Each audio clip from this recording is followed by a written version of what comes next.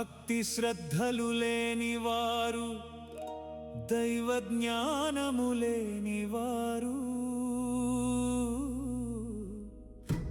అధికారమే పెట్టుబడిగా సంఘంలో దాదాగిరి చేసేటివారు వీరేనంట సంఘాన్ని ఉద్ధరించే మేధావులు. లెక్కాపత్రం చెప్పని వీరే ఆత్మీయతను మార్చే మహాత్ములు. వివక్ష దోపిడీల వెల్లువలో విశ్వాసమును వీడకుమా, బలమును ఇచ్చు యేసునాథుడు నీ పక్షమున ఉన్నాడు. వీరేనంట సంఘాన్ని ఉద్ధరించే మేధావులు.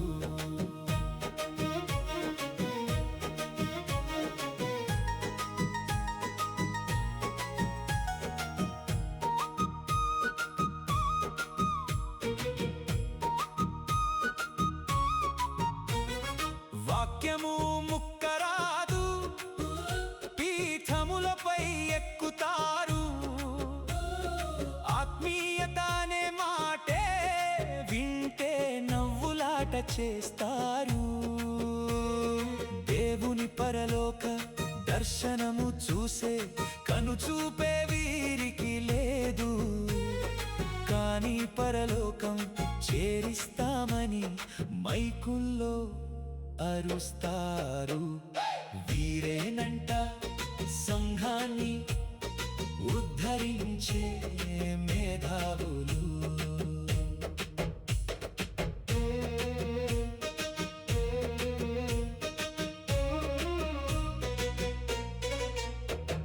శాంతిని తుంగలో తొక్కి కక్షలు పక్షాలు పెడతారు. న్యాయాన్ని కాలరాసి బలిపీఠంపై రౌడీజం చేస్తారు. విశ్వాసుల కన్నీరు పారుతుంటే రక్షకులమని చెప్పుకుంటారు. తమ స్వార్థపు లాభం కోసం సంఘంలో చిచ్చు పెడతారు.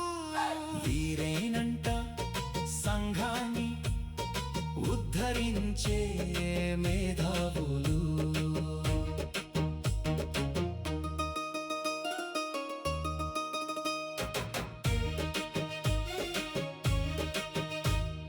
నైతికతకు తిలోదకాలిచ్చి నీతులు బాగా చెప్తారు. ప్రేమ క్షమాపణ అంటూ వేదికలపై ఊగిపోతారు. లోపలంత కుళ్ళు దాచిపైన భక్తి రంగులు పూస్తారు. వీరి నీతి నటనను చూసి జనం కూడా జై జైలంటూ మొక్కుతారు. వీరేనంట సంఘాన్ని ఉద్ధరించే మేధావులు. కానుకల సొమ్ముకెప్పుడు లెక్కలు వీరు చెప్పరు. దేవుని ధనాన్ని మింగేస్తూ అడిగితే అసలు ఒప్పుకోరు. ఆదాయ వ్యయాల లెక్కలు అడిగితే అవిధేయులని అంటారు. దోపిడీ సొమ్మును దాచుకుంటూ తెల్ల అంగీలు వేస్తారు. వీరేనంట సంఘాన్ని ఉద్ధరించే మేధావులు.